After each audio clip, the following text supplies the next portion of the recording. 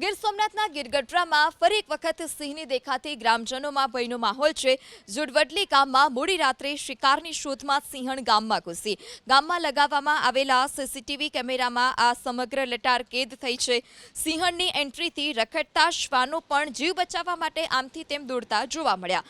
સિંહણે પણ શ્વાનને પાછળ દોટ મૂકી। જુડવડલી ગામમાં સિંહોના કાયમી વસવાટ માટે જાણીતું હોવાથી વારંવાર સિંહ અને સિંહણ શિકારની શોધમાં ગામમાં ઘૂસી આવતા હોય છે। જુડવડલી ગામમાં મોડી રાત્રે શિકારની શોધમાં સિંહણ ગામમાં ઘૂસી।